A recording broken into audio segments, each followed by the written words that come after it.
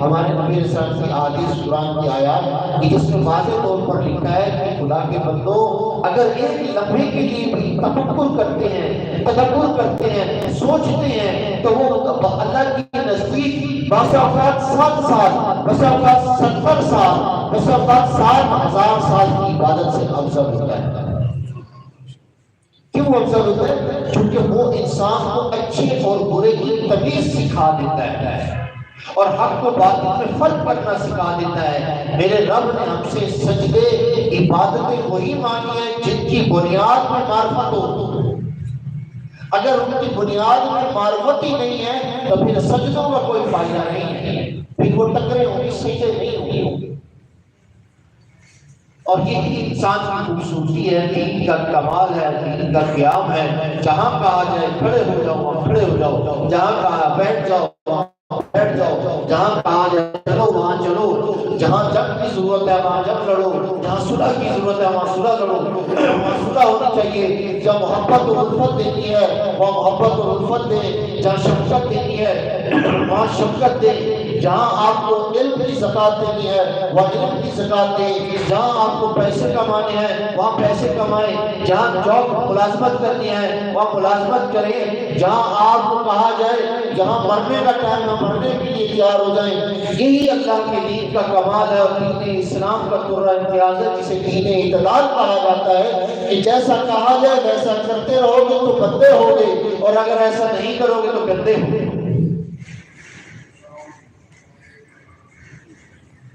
اسی لیے امام علی علیہ السلام نے فرمایا کہ دیکھیں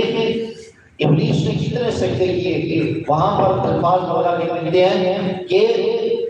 6000 سال کی عبادت ولا یدرک من سنین الدنیا ومن سنین الاخرہ۔ امام فرماتے ہیں کہ یہ 6000 سال دنیا کے سال تھے یا آخرت کے سال تھے، اس نے اتنی عبادت کی اللہ، اور آخر میں دھنکارا گیا چونکہ اس میں رکھائی شکست اور انا و نامیت تھی۔ تو میرے نبی نے مولا علی کی ولایت کا اعلان کر کے لوگوں کو بتا دیا تھا جو اپنا نفس مار دے گا، حق کا وفادار ہوگا، وہ دروازے علی پر آ جائے گا۔ جو نفس امارہ کے پیچھے چلتا رہے گا وہ علی ابن ابی طالب سے پیچھے ہٹے گا، نار جہنم کا شکار ہو جائے گا۔ اللہ نے ہم پر احسان کیا، ہمارے اندر ایک اپنا لطف و کرم پیدا کیا، آواز ضمیر دی، کردار دیا، تو میرے رب نے توفیق دی کہ ہمارے آبا و اجداد نے جو نسل در نسل چل رہے ہیں یا جو خود اپنی تحقیق سے ولایت ائمہ طہار، ولایت ظاہری، ولایت باطنی اور اس بات کے قائل ہیں کہ حکومتوں کے حقدار ائمہ طہار تھے، وہ اس بات کے حقدار ہیں کہ وہ اس صدی کے ابو ذر و سلمان ہیں۔ اس دور میں ان کے لیے پہچاننا مشکل تھا لیکن وہ پہچان گئے اور کامیاب ہو گئے۔ اس دور کے آج مسلمان کے لیے، انسان کے لیے حق اور ہدایت کا راستہ ماننا مشکل ہے، اسی لیے کامیابی ان کے لیے پانا بہت مشکل ہے، مگر ان لوگوں کے لیے جن کے دلوں میں اللہ توفیق عطا فرماتا ہے، نور ہدایت کی تجلی ہوتی ہے، وہ راستہ پا جاتے ہیں۔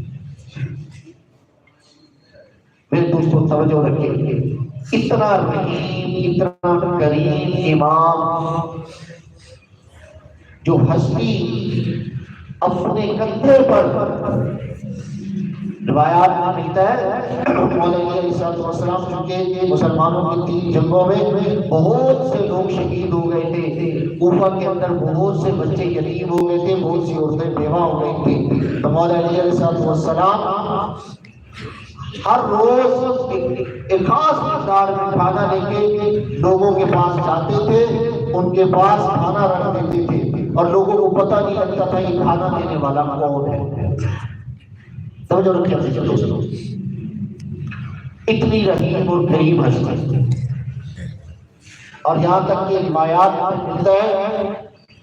کہ یہ ابن ملجم بدبخت، یہ وہ بدبخت تھا جو مولا علی علیہ السلام کی فوج میں شامل تھا، جنگ صفین کے اندر، اور جنگ صفین میں مولا علی علیہ السلام کا سپاہی تھا، لیکن اللہ تعالیٰ ہمیں معاف فرمائے کہ کس طرح سے توفیق چھن جاتی ہے۔ اور میرے